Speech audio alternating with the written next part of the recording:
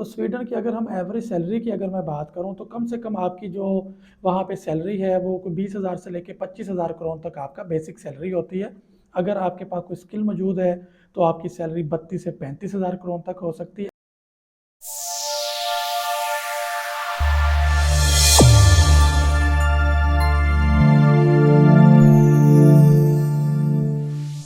अस्सलाम वालेकुम, welcome to my YouTube channel. I am Rahman Ali Faisal, director of Qurtuba consultant. अच्छा, आज की हमारी जो वीडियो का मौजू है वो जॉब अवेलेबल इन स्वीडन।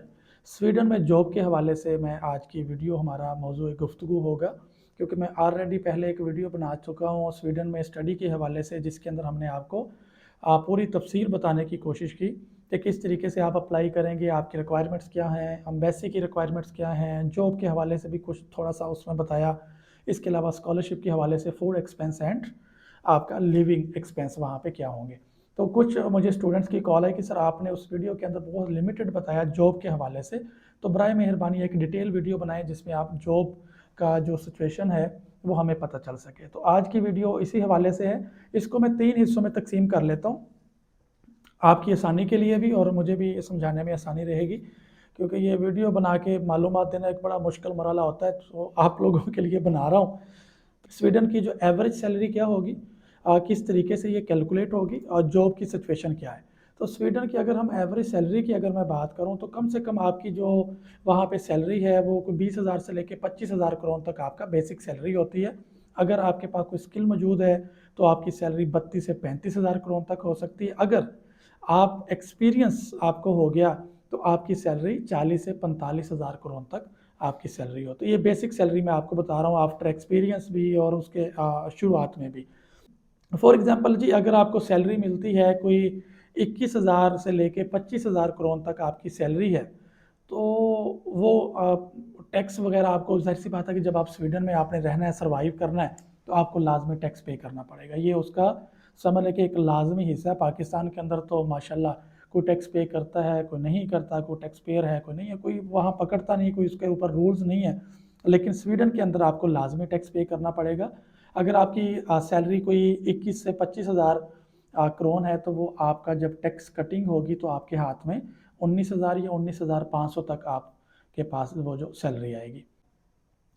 अच्छा, अब हम बात कर लेते हैं जॉब अवेलेबल। मैं मतलब जॉब के हवाले से मैं इसको 2 से 3 हिस्सों में मैं तकसीम कर लेता हूँ जॉब टाइप्स को ना। सबसे पहले तो ये कि जो हमारे पाकिस्तानी स्टूडेंट यहाँ से जाते हैं या जो पाकिस्तानी दूसरे दीगर नॉन शेंजन कंट्री से वहाँ पे मूव करते हैं, लाइक बुल्गारिया से, क्रोएशिया से या इटली से, और जो पाकिस्तान से स्टूडेंट जाते हैं, तो वो जाते ही वहाँ पे उनका जो फर्स्ट प्रेफरेंस होती है वो होती है कि उन्हें कोई ना कोई जॉब मिल जाए। सेकंड प्रेफरेंस उनका मेरा ख्याल है कि वो एजुकेशन होती है। फर्स्ट प्रेफरेंस उनका जॉब होती है। तो वो ज़ाहिर सी बात है, फिर मुख्तलिफ लोगों से मिलते हैं और मशवरा करते हैं और उनसे राय लेते हैं कि सर मैं जॉब करना चाहता हूँ, मेरी रहनुमाई करें। जब उनसे पूछा जाता है कि आप क्या जॉब कर सकते हैं, तो वो उनका आगे से जवाब होता है कि मतलब कोई भी जॉब हमें मिल जाए।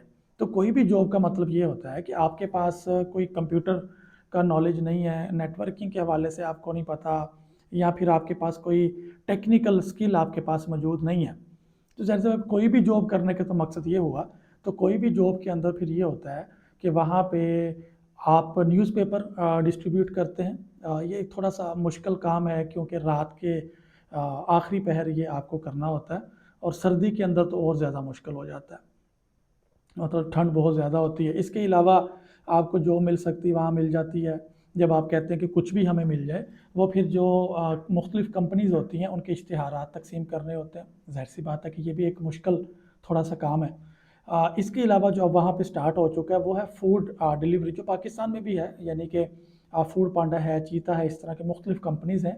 इसी तरीके से वहाँ पे भी कुछ कंपनीज़ जो है वो काम करती हैं फूड डिलीवरी के हवाले से। आपको वहाँ पे जो मिल जाती है, जो कि आप अगर आप शहर के वस्त में हैं तो पैदल आप डिलीवर करते हैं। अगर आप आपको बाईसाइकिल यानी कि साइकिल भी आपको मिल जाती है, और छोटे मोटरसाइकिल जो होते हैं वो आपको डिलीवरी के लिए प्रोवाइड किए जाते हैं। तो इनका सैलरी थोड़ी सी बनिस्बत बाकी जो बाकी जॉब है, यानी टेक्निकल जॉब्स है, मैं उसके ऊपर भी आता हूँ, उनकी निस्बत ये थोड़ा सा मुश्किल काम भी होता है और आपको सैलरी भी काफ़ी कम मिलती है। तो मैं आ जाता हूँ सेकंड टाइप पे। सेकंड जो जॉब की टाइप है वो ये है कि मैं आप बल्कि आप स्टूडेंट को मशवरा दूंगा, बल्कि मेरी राय आप समझें कि अगर आपने अभी अप्लाई किया है स्वीडन के लिए, हमारे पास भी बहुत सारे स्टूडेंट अप्लाई कर चुके हैं या किसी भी कंसल्टेंट के पास, तो आपके पास अभी टाइम है, क्योंकि अगस्त के महीने में आपने जाना है, 26-27 अगस्त को क्लासेस स्टार्ट होती हैं, तो आपके पास टाइम है। तो आप लाजमी कोई ना कोई टेक्निकल वर्क जो है वो लाजमी आप सीखें। मतलब फॉर एग्जांपल, अगर मैं एग्जांपल दूं, आपके पास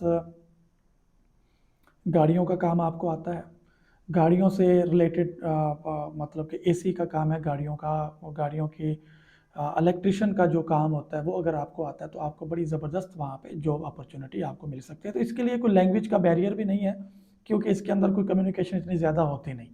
और सेकंड, अगर आप टेलर मतलब कपड़े सीने का आपको काम आता है। थर्ड, अगर इलेक्ट्रिशियन, ये जो बिजली का काम होता है, ये अगर आपको आपके पास हुनर है, और वहाँ पे पाइप फिटिंग का काम, यानी कि क्या कहते हैं उसे, प्लम्बर का काम बहुत ज़्यादा होता है, तो आप एक बड़ी अच्छी अपॉर्चुनिटी और बड़ी अच्छी आप कमाई कर सकते हैं अगर आपके पास ये हुनर आपके पास मौजूद है, ये टेक्निकल वर्क।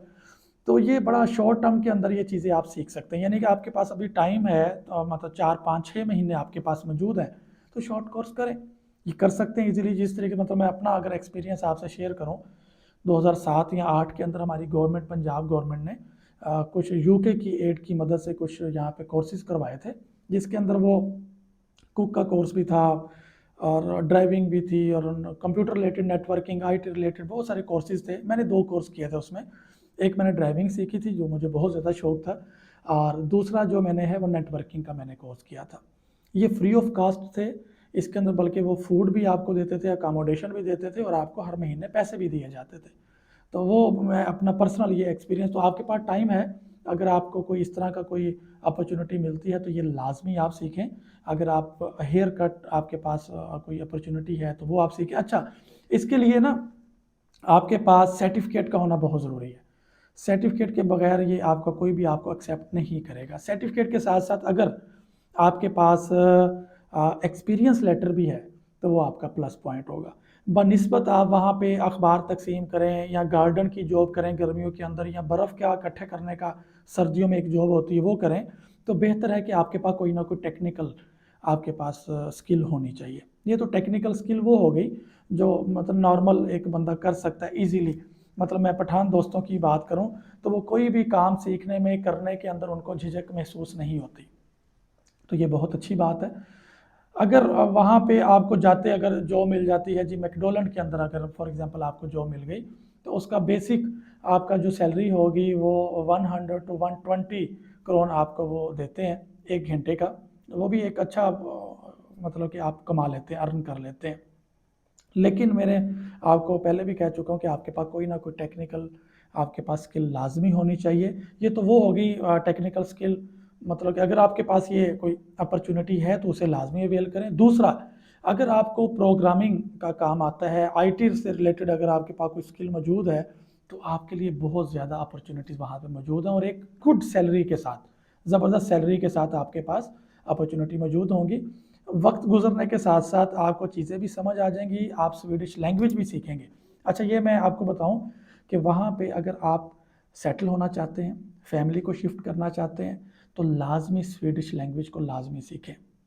अगर स्वीडिश लैंग्वेज आप नहीं सीखेंगे तो आप लिमिटेड वहाँ पे होके काम करते रहेंगे, तो वो मेरा नहीं ख्याल कि अच्छा है कि आप इतना पैसा लगा के भी जाएं और पैसे भी कम कमाएं, मेहनत भी ज़्यादा करें, तो बेहतर है। अच्छा, वहाँ पे बहुत सारे इदारे हैं जो आपको फ्री ऑफ कास्ट आपको स्वीडिश लैंग्वेज सिखाते हैं, और वहाँ की जो कम्युनिटी है वो आपको वेलकम करती है जब आप उनका लैंग्वेज को सीखते हैं, और आपको इजीली वहाँ पे जॉब मिल जाती है, और अच्छी जॉब मिल जाती है।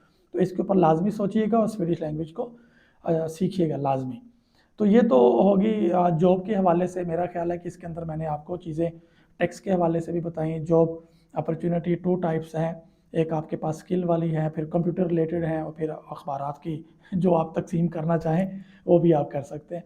अच्छा, उसके बाद जब आपको परमानेंट वहाँ पे जॉब मिल जाती है, तो फिर आपको पाकिस्तान की तरह ये नहीं होता कि किसी टाइम भी आपको किक आउट कर दें, आपको निकाल दें।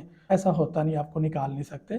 आप वहाँ पे जॉब करते हैं, एक अच्छा अर्न करते हैं, और मज़ेदार चीज़ ये है कि जब आप वहाँ पे छुट्टियाँ लेते हैं, तो छुट्टियाँ भी आपको विदाउट सैलरी नहीं मिलती, बल्कि with with with salary with पे वो आपको जो है वो पे करते हैं। जिस तरह अरब कंट्री की, तो वहाँ मेरा हमारे बहुत सारे जानने वाले मौजूद हैं, जब वो बेचारे छुट्टियाँ लेके पाकिस्तान आते हैं, तो उनको कोई जॉब उनको कोई सैलरी नहीं दी जाती, विदाउट सैलरी वो उनको छुट्टियाँ मिलती हैं।